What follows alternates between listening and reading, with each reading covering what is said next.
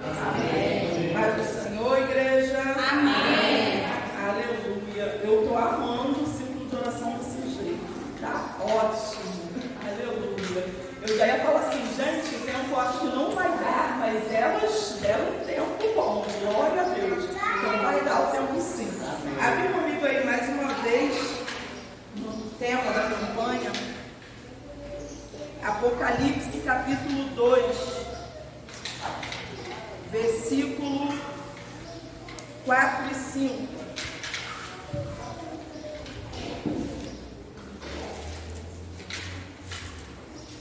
Deus maravilhoso, aleluia, Jesus, tu és poderoso.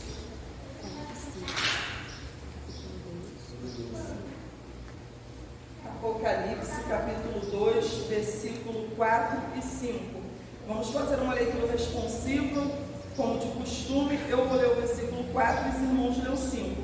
A minha Bíblia vai estar um pouquinho diferente, porque ela é a tradução King James. Mas eu vou estar lendo aqui, quando eu encerrar, os irmãos lêem o 5, em nome de Jesus.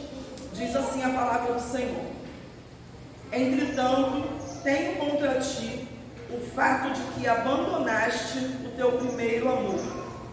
Lembra-te, pois, de onde caíste, arrepende-te e pratica as primeiras obras, pois senão, brevemente a ti virei e tirarei do seu lugar o teu castiçal, se não te arrependeres. Deus, mais uma vez, obrigado pela tua palavra. Leva neste momento, Senhor, cativa as nossas mentes, no entendimento dela. Que eu não fale nada de mim, mas que o Senhor, Deus, venha direcionar e falar conosco nesta manhã. É o que nós lhe pedimos e lhe agradecemos, em nome de Jesus. Amém.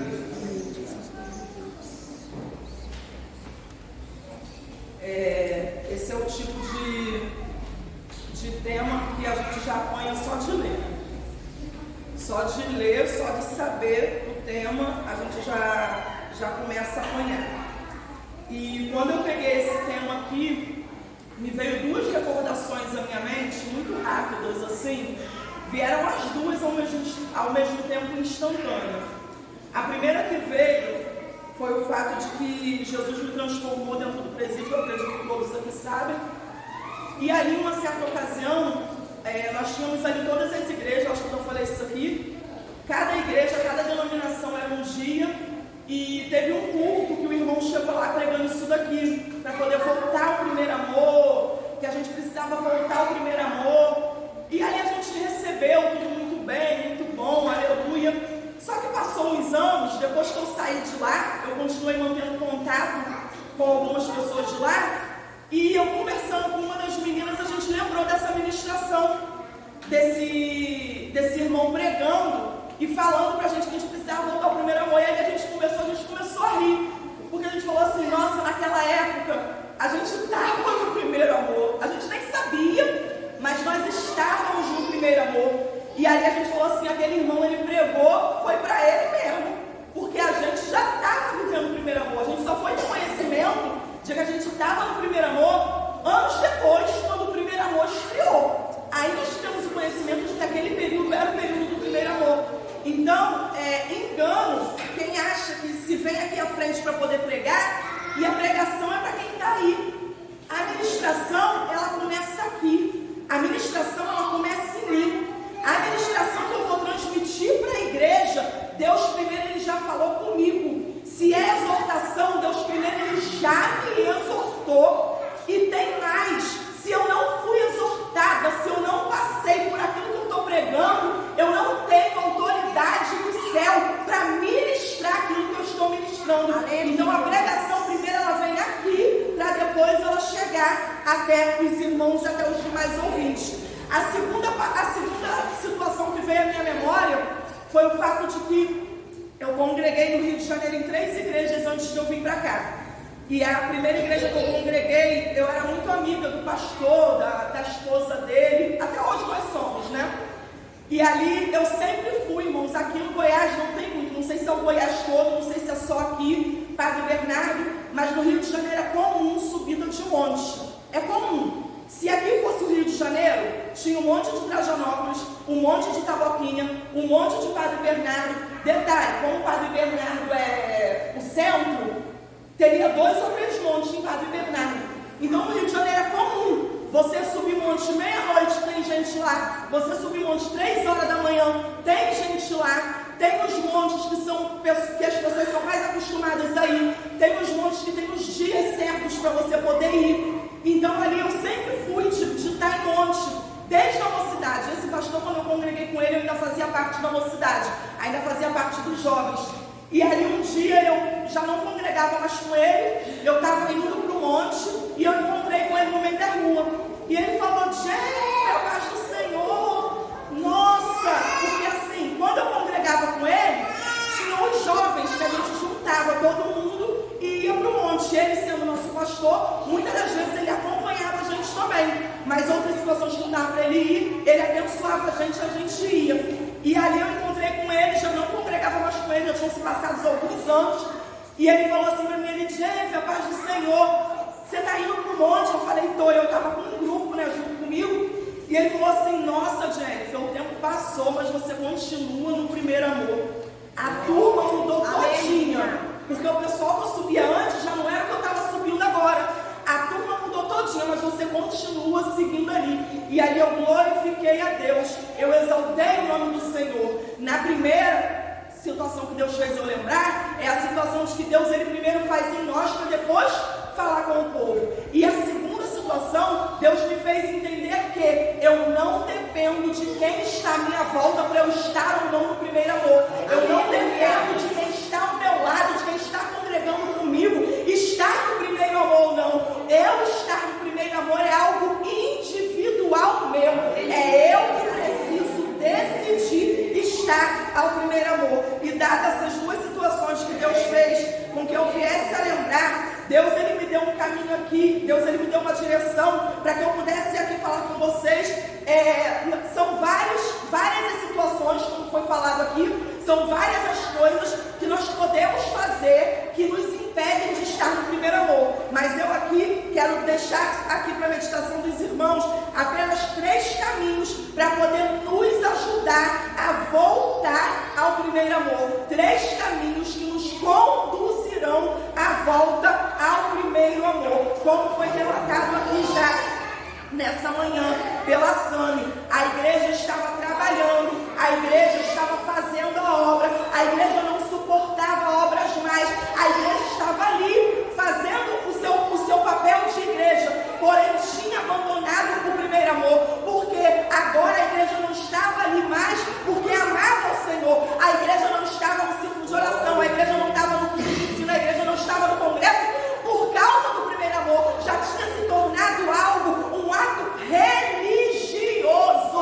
E o nosso Deus, ele não é Deus de religiosidade. Eu não tenho que fazer porque eu sou obrigada a fazer. Eu tenho que fazer porque eu amo ao Senhor. Reconheço que ele me salvou. E tudo que eu fizer ainda é pouco diante de tudo que ele já fez por Deus. O primeiro ponto que nós precisamos traçar para trilhar o caminho de voltar ao primeiro amor, quem esteve aqui ontem ouviu. O pastor está dando um estudo às terça-feira acerca da obediência. É impossível voltar ao primeiro amor sem ter um ato de obedecer. O primeiro versículo dessa carta aqui vai dizer assim, eu vou ler só a primeira frase. Ao anjo da igreja em Éfeso, escreve. Esse anjo aqui, que a Bíblia vai relatar, não é um anjo que desceu do céu. Esse anjo que a Bíblia vai relatar, não é um ser espiritual ou sobrenatural. Essa carta aqui, se não me falha a memória, é a primeira carta que vai ser escrita. Após essa carta aqui, outras 6 cartas, se não me falha a memória, vão ser escritas também a determinadas igrejas, a igrejas diferentes. Aqui, na situação, são cidades diferentes aonde a igreja havia sido estabelecida. Se fosse nos dias de hoje, nós poderíamos colocar como denominações.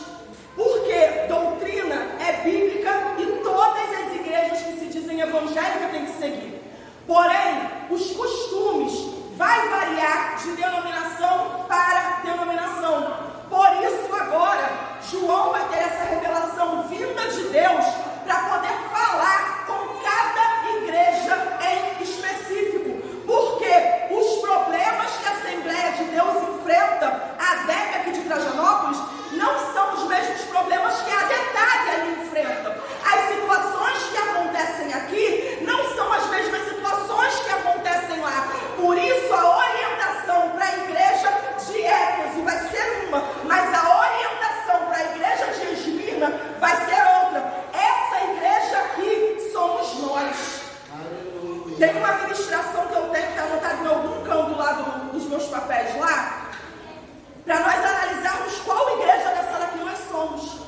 Porque cada carta dessa aqui está falando com cada um de nós em particular. Depois, se você tiver tempo, se você quiser, pega lá para você poder estudar. Estuda as 7 cartas e começa a analisar a sua vida. O que você está vivendo. E você vai descobrir qual igreja que você é. Porém, aqui no tema dessa campanha, nós estamos lendo a carta que foi direcionada à igreja de Éfeso. Vocês lembram qual é a igreja de Éfeso? A igreja de Éfeso, ela foi fundada ali por Paulo. Paulo chegou lá como missionário do Senhor, implantou a igreja e precisou se retirar, porque a obra do Senhor na vida dele era dessa maneira. Ele não era para pastorear em um local específico, mas ele estava sendo usado pelo Senhor para colocar as denominações, para abrir as igrejas em cada lugar que ele passasse. Só que não é porque ele abriu a igreja que ele abandonou. Um tempo depois a gente vai ver, está relatado na Bíblia, no livro de Efésios, que Paulo ele vai escrever uma carta à igreja de Éfeso, orientando como eles deveriam se comportar, como eles deveriam agir, o que eles deveriam fazer. E nessa carta, um dos textos mais conhecidos é o texto qual Paulo vai dizer acerca da armadura do cristão. Paulo vai dizer, é necessário que vocês venham se revestir, é necessário ter sandália, é necessário ter capacete, é necessário ter couraça, é necessário ter cinto, é necessário ter espada, é necessário estar bem armado. E isso para quê? Para lutar contra meu irmão, para lutar contra outra igreja, para lutar contra minha parentela, minha família, não. Para lutar contra as hostes espirituais do mal, para lutar contra potestades e principados, para lutar contra aquilo que é espiritual. Aí lendo agora o que João vai escrever, gente. Nesse período aqui não tinha zap não tinha internet não tinha telefone também nem televisão não tinha. João, quando vai ter essa revelação, ele não tinha conhecimento daquilo que Paulo já havia orientado. Ele não tinha conhecimento daquilo que Paulo já tinha falado. Porque foram anos depois que a Bíblia foi ser escrita, que foi ser juntado tudo que ia entrar dentro do cânon bíblico. E João, sem saber das orientações que já haviam sido dadas à igreja de Éfeso, João agora vai escrever isso daqui, orientado pelo Espírito Santo de Deus. Eu já quero abrir uma aspas aqui, gente, porque muitas das vezes as pessoas elas acham que devem obediência ao pastor.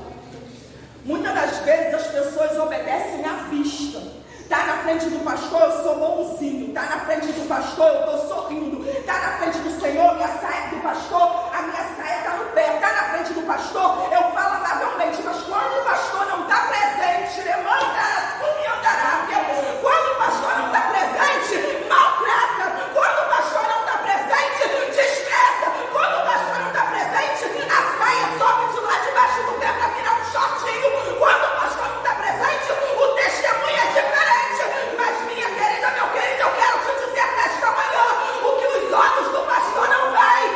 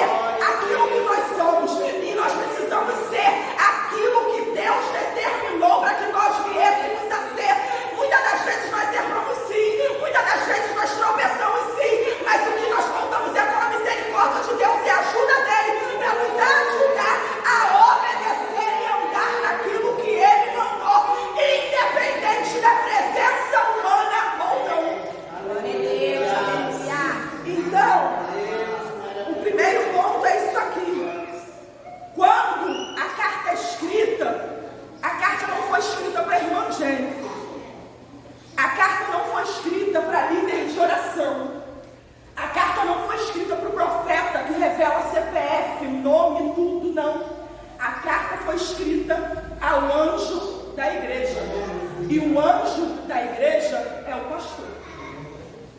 Não tem revelação que passa a autoridade do pastor. Não tem profecia que passa a autoridade do pastor. Isso daqui está sendo falado, gente, no culto de estudo. O pastor está trazendo um estudo aí muito bom, até bem sem jeito, né? Mas tem que falar, então tem que falar mesmo.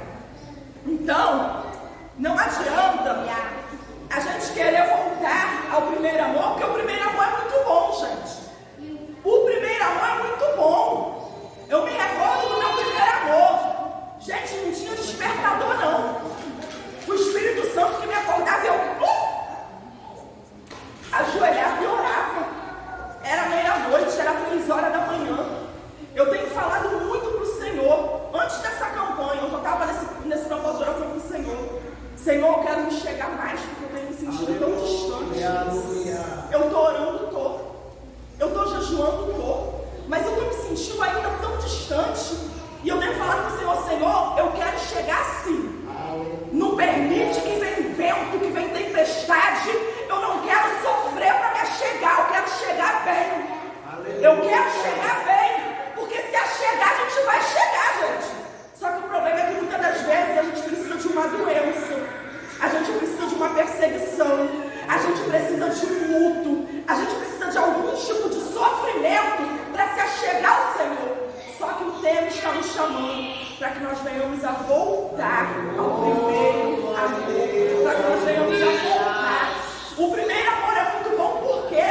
Porque no primeiro amor, parece que eu acho que é o Espírito Santo mesmo que já vem e pega a gente assim. Gente, a gente nem questiona, a gente só obedece. A gente só obedece. Aí quando o primeiro amor passa, quando ele esfria, a gente quer começar a questionar. A gente começa a colocar os porquê. Mas por que não pode isso? Mas por que não pode aquilo? Mas por que é assim? Gente, o primeiro amor é obedecer. E esse obedecer, nós falamos isso aqui na EBD, e o pastor também falou aqui ontem. Quem não obedece a liderança na terra, não pense que está obedecendo a Deus, porque não está. Não está obedecendo a Deus. Existe uma hierarquia. O Senhor, Ele colocou líderes sobre nós. E quando eu falo líderes, eu não estou falando somente dentro da igreja. Eu não estou falando somente do pastor coordenador, pastor presidente. Eu não estou falando somente disso. Em tudo nós temos uma liderança. Ah, porque meu patrão é atribulado. Ah, porque meu patrão é primeiro. E daí? Ele é superior a você. Ele é a autoridade acima de você. Tem que obedecer. Aleluia. Não quer obedecer? Pede as contas. Vai embora. Mas um servo de Deus fazer de qualquer maneira, um servo de Deus fazer de qualquer jeito, é mau testemunho. E nós prestaremos conta a Deus. Nós prestaremos conta a Deus de tudo que nós fizermos. Nós vamos prestar contas ao Senhor. A Bíblia diz que de cada palavra que sai da nossa boca, nós prestaremos contas a Deus. Glória a Deus. Então, para que nós possamos trilhar esse caminho de volta ao primeiro amor, o primeiro passo é a obediência. O segundo passo, eu vou trocar aqui, ao invés de eu falar o segundo, eu vou falar o terceiro, embora o segundo esteja nos versículos 2 e 3, mas eu vou pular aqui logo para o terceiro, porque o terceiro aqui eu acredito que sem o terceiro não tem como você fazer o segundo. E o terceiro passo, para que você volte ao primeiro amor, é o arrependimento. Nós lemos aqui, foi lido algumas vezes aqui nessa manhã, o verso 5. Eu vou ler apenas a primeira frase. Recorda-te, pois, de onde caíste, arrepende-te e volta à prática das primeiras obras. Aleluia. Graças a Deus, louvado seja o nome do Senhor, não tem nenhum débil mental aqui, né, gente? Débil mental é a pessoa que ela tem uma deficiência mental, então ela não consegue entender muito bem as coisas. Glórias a Deus, todos nós conseguimos ouvir e conseguimos entender aquilo que nós estamos ouvindo. Então, quando nós ouvimos e nós não obedecemos, é uma decisão que nós estamos tomando. E nós ouvimos muitas das vezes aqui na igreja, nós ouvimos muitas das vezes através de um louvor, nós ouvimos muitas das vezes lá do lado de fora. Quando a situação está tão crítica, Deus usa até o ímpio para que nós possamos ouvir. E gente, eu sei que isso daqui não acontece só comigo. Quando Deus está falando com a gente, independente da boca que Ele está usando, testifica.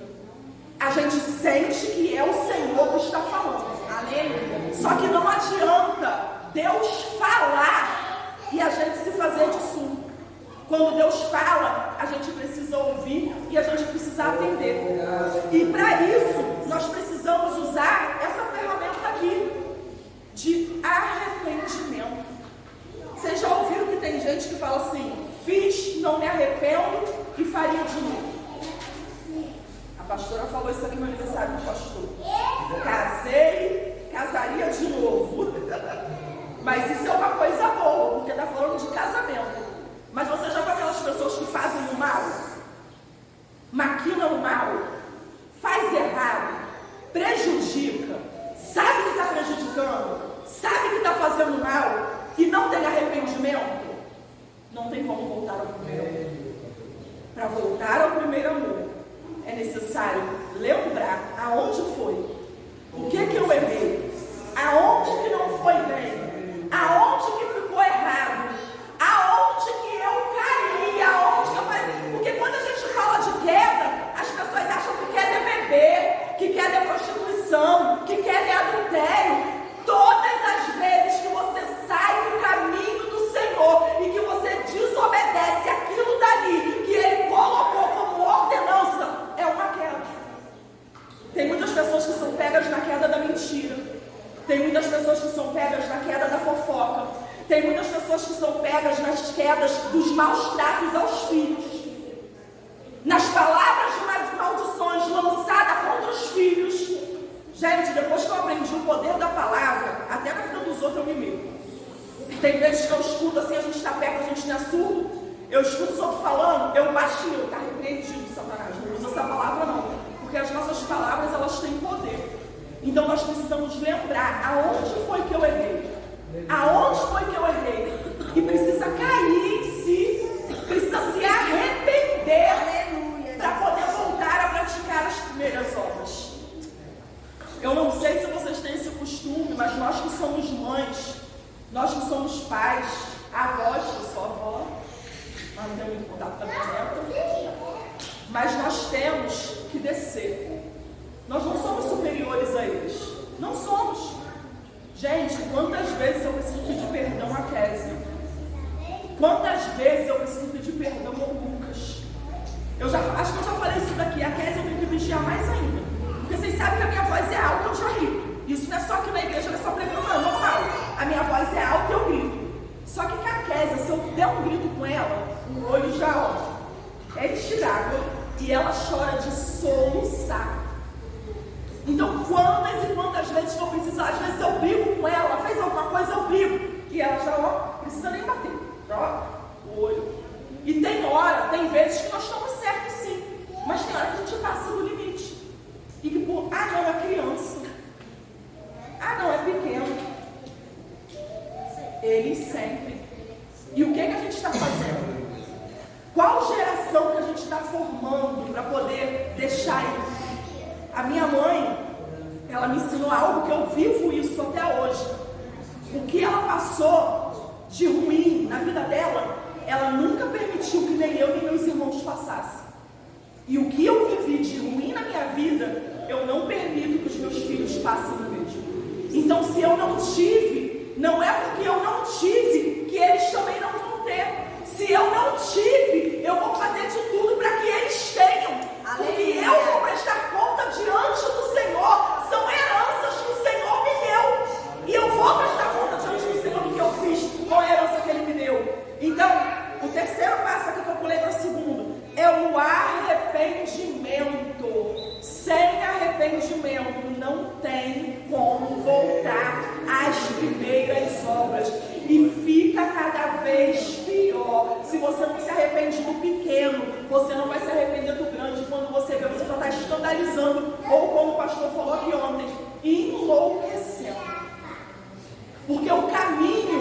quem é desobediente, é afastamento, é destituição da presença e da glória do Senhor. Durante o decorrer da minha caminhada na presença do Senhor, eu aprendi muitas coisas. E uma das coisas que eu aprendi, que eu considero muito importante, que eu quero dividir com você aqui nessa manhã, é não entrar em qualquer guerra. É não se meter em qualquer coisa. Procura saber o que aconteceu. Procura saber o histórico. Procura saber o porquê da situação está assim hoje. Sabe por quê? Porque tem muita coisa que você acha que é diabo, é demônio que está atuando. E não é não, é a mão de Deus que está agindo. O nosso Deus é um Deus misericordioso, o nosso Deus é um Deus de amor, o nosso Deus é um Deus que ama a todos. Ele não me ama mais do que aquele que está lá fora porque eu estou aqui dentro, não. Pelo contrário, se bobear, ele vai amar mais o que está lá do lado de fora porque necessita mais desse amor. Mas ele é um Deus de justiça. O amor que ele tem não pode aniquilar a justiça que ele é. E ele é um Deus de justiça. Então é necessário obedecer, é necessário se arrepender. E o terceiro ponto aqui para poder finalizar está aqui no versículo 2 e 3. Eu vou ler o 2 e o 3 para uma melhor compreensão. Diz assim: conheço as tuas obras, tanto o teu trabalho árduo como a tua perseverança, e que não podes tolerar pessoas más, e que puseste à prova aqueles que a si mesmos se declaram apóstolos, mas não são, e descobriste que eram impostores. Tens perseverado e suportado o sofrimento de toda espécie por causa do meu nome, e não te deixaste desfalecer. Esse ponto aqui que eu quero encerrar é a perseverança. O salmo que eu amo desde antes de eu aceitar Jesus é o Salmo 139. O Salmo 139 vai dizer que o Senhor, Ele nos sonda e nos conhece. Ele conhece o nosso assentar, Ele conhece o nosso levantar. Antes que saia qualquer palavra da nossa boca, Ele já conhece. Diz que Ele nos conheceu desde antes de estarmos no ventre das nossas mães. E que não há para onde fugir do Senhor. Nem se subir o mais alto dos céus, nem se descer o mais profundo do abismo. Não tem mar, não tem escuridão, não tem nada que possa ir te esconder do Senhor. O Senhor, Ele sabe. O Senhor, Ele sabe a motivação do teu coração. O Senhor, Ele sabe o que você faz na obra dEle. O Senhor, Ele sabe o teu pensamento. Ele sabe de tudo que você faz. Isso daqui, gente, isso daqui é algo muito lindo. Ele conhece o nosso trabalho físico, mas Ele conhece também a nossa perseverança para estar na presença dEle. Ele conhece a nossa perseverança para não abandonar Ele, para estar diante dEle, para continuar glorificando a Ele. Eu acho que eu já falei com meus irmãos, mas eu vou repetir. Meus irmãos não são crentes, né? E uma vez em um encontro de família, meu irmão, ele virou para mim e falou assim, tá bom, mas muita gente está lá dentro da igreja com medo de ir para o inferno. Por isso que está na igreja, porque não quer ir para o inferno.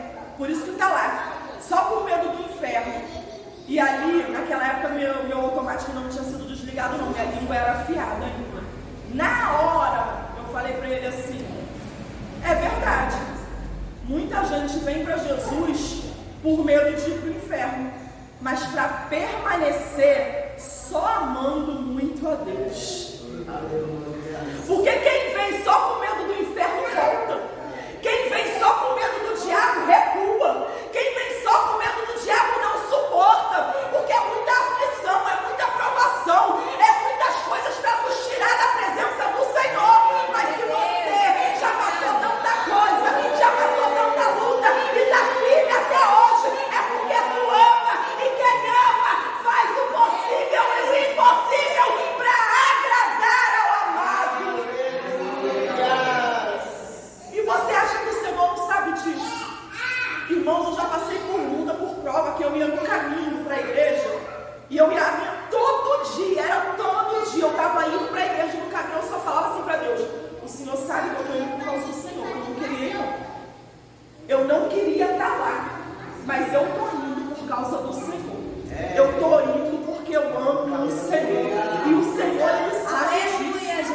Deus, Ele sabe, Ele conhece, Ele sabe o que vai no nosso íntimo. E você está achando que tudo que você tem feito é em vão? Você está achando que o teu trabalho é em vão? Que o seu sacrifício é em vão? Que a sua perseverança é em vão? Não é em vão, não. Tem resultado, tem recompensa para quem persevera. Aleluia. Oh, aleluia. Perseverar é resistir. Só que quando a gente fala em resistência hoje em dia, dá meio uma ideia de coisa contrária, né?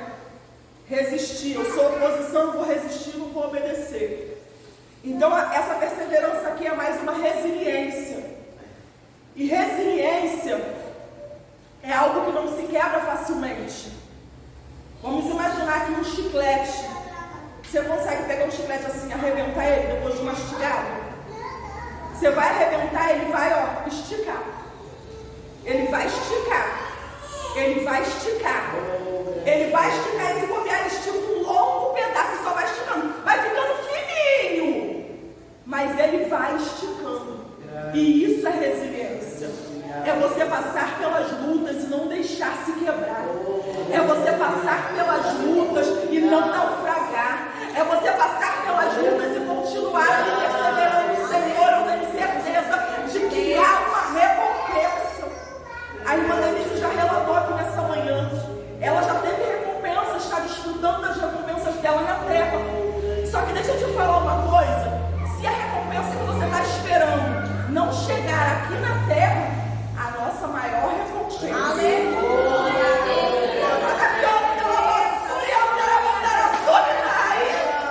A nossa maior recompensa está por vir. A nossa maior recompensa em breve rasgará esse céu e nós ouviremos na canta da vassoura e andar a mandar a subir. Nada, nem ninguém vai impedir a vinda do Senhor. Glória a Deus. Essa é a recompensa que eu busco. É muito bom viver aqui na terra, em parte é. É bom ter reconhecimento aqui na terra, em parte é. Mas o melhor é ter o seu nome escrito no livro da vida e saber que ninguém pode tirar ele de lá. Gente, eu espero ansiosamente, eu dou glórias ao nome do Senhor. Se passaram 17 anos desde que eu aceitei Jesus, e o que eu pedi para Jesus na minha conversão, o Senhor, Ele tem feito. Eu espero e eu aguardo ansiosamente a volta do Senhor.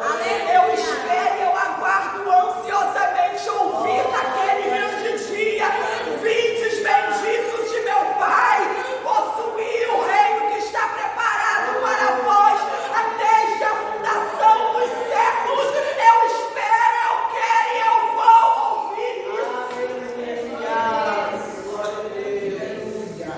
isso. Só que para que isso aconteça, eu preciso fazer isso daqui. Obedecer, se arrepender e perseverar. Eu preciso. Não tem nada nem ninguém que pode roubar isso daqui. Irmãos, às vezes acontecem umas coisas. Eu já falei para os irmãos, eu era muito brigona. Então, às vezes acontecem umas coisas que dá vontade da gente sair socando a cara dos outros. Só que eu olho e eu falo assim: não vale a minha salvação. Tem coisa que dá vontade da gente responder.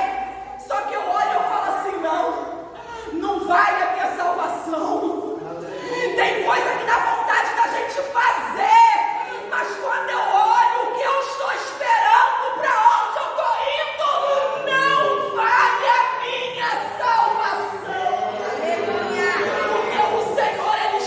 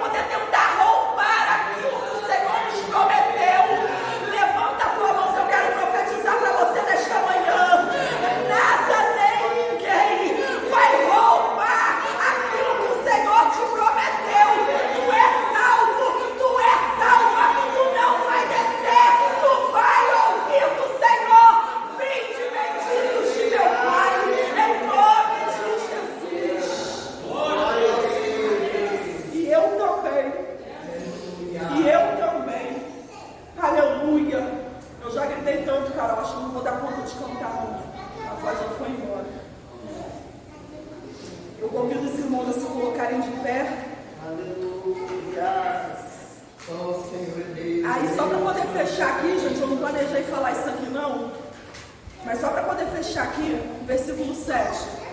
Falei que tem recompensa, olha isso aqui. Estou tentando ler sem óculos, não é nada.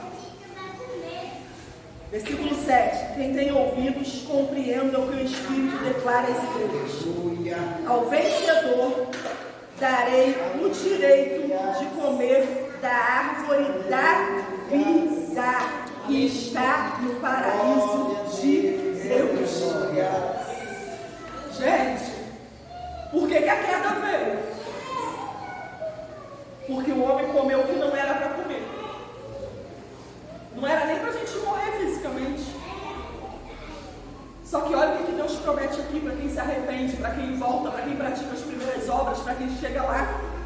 Deus, Ele promete que nós iremos ter o direito de comer. Gente, crente não come, não?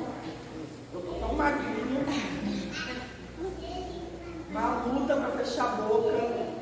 Crente come, gente. É bom comer. E olha o que Deus está prometendo para a gente. Tem gente que diz que o fruto do pecado foi maçã. Mas ninguém sabe de verdade qual fruto que foi. Mas olha o que Deus está prometendo para a gente. Comer não é qualquer coisa, não. Aleluia. Não é churrasco, não é galinhada, de Deus, não é rosca cheia de leite condensado. Ele está prometendo que nós vamos ter o direito de comer.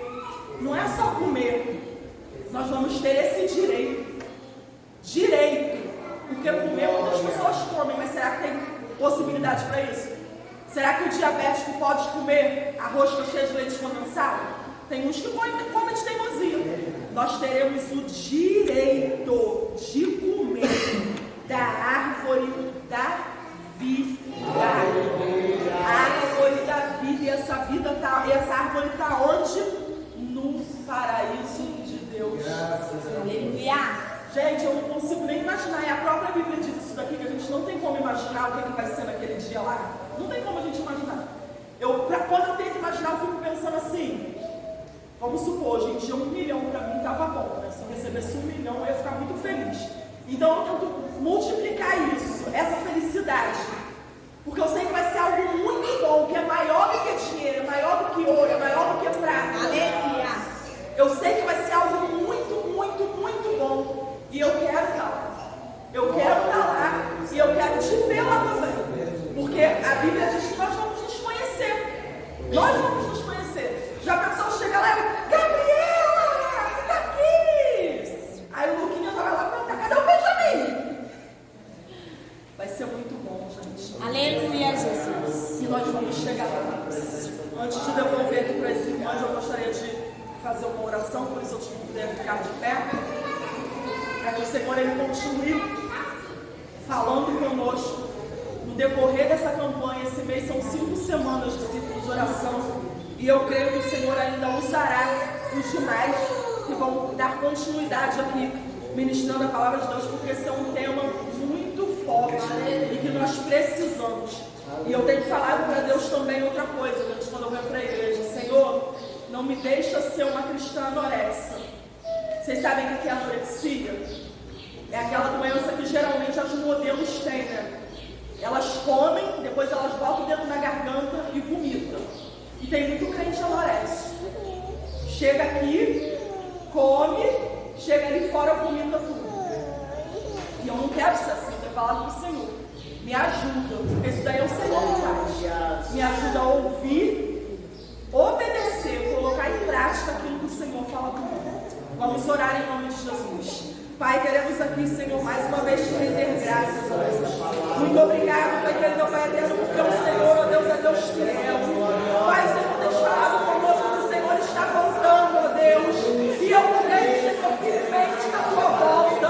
Pai, que o Senhor possa nos ajudar a permanecer firmes de pé, em obediência, em perseverança, em arrependimento. Que nós venhamos, ó Deus, a cada dia, a cada momento, nos lembrar de onde nós caímos e voltar a praticar as primeiras obras, voltar, Senhor, a fazer como o Senhor quer e não como nós achamos que tem que ser feito. Deus, toma as nossas vidas em tuas mãos.